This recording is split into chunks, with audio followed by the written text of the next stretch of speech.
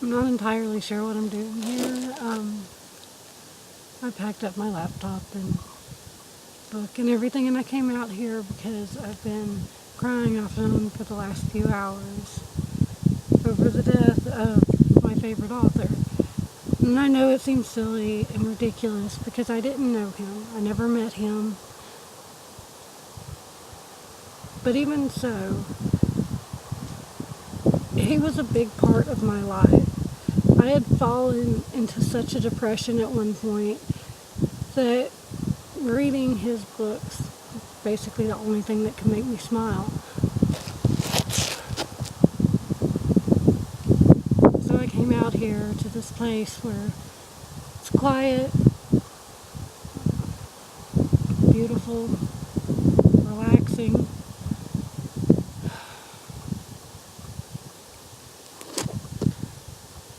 And I just wanted to read a little bit of his book, Small Gods.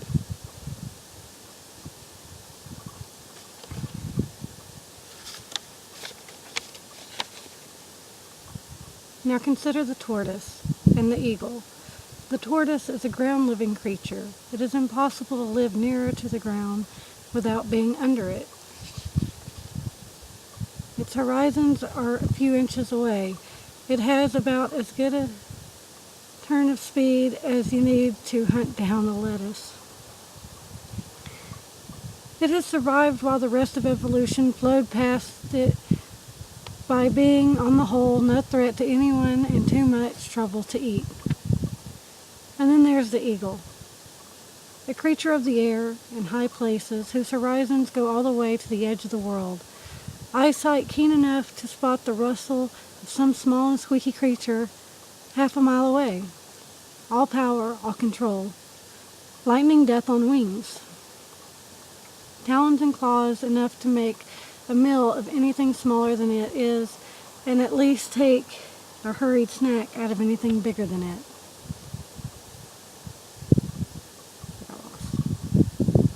Made it anything bigger.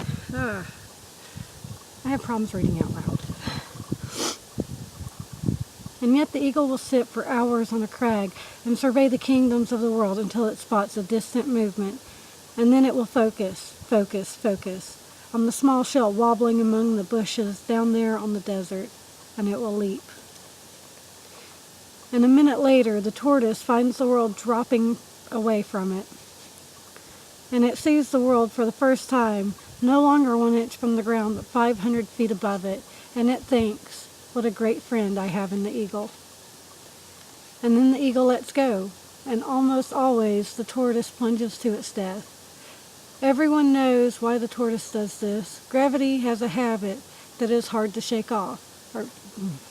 Gravity is a habit that is hard to shake off. No one knows why the eagle does this. There's good eating on a tortoise, but considering the effort involved, there's much better eating on practically anything else. It's simply the delight of eagles to torment tortoises. But of course, what the eagle does not realize is that it is participating in a very crude form of natural selection. One day the tortoise will learn how to fly.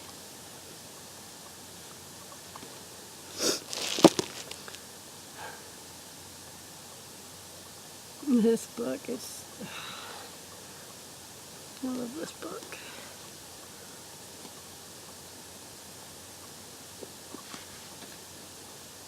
It's better if I hadn't have been stuttering and stammering.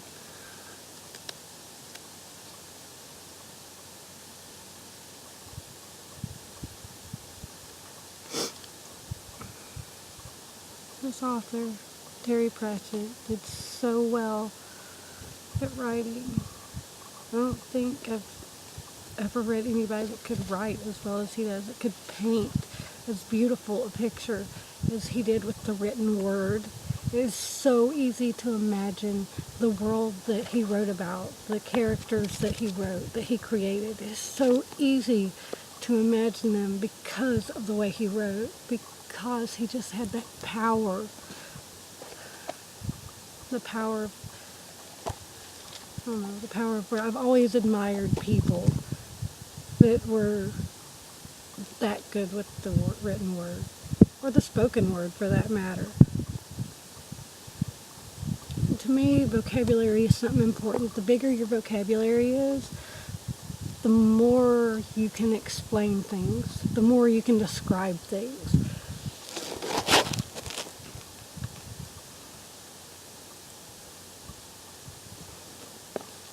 The world is a shade darker because he is gone, but it is a whole lot brighter because he was here, and he will be missed.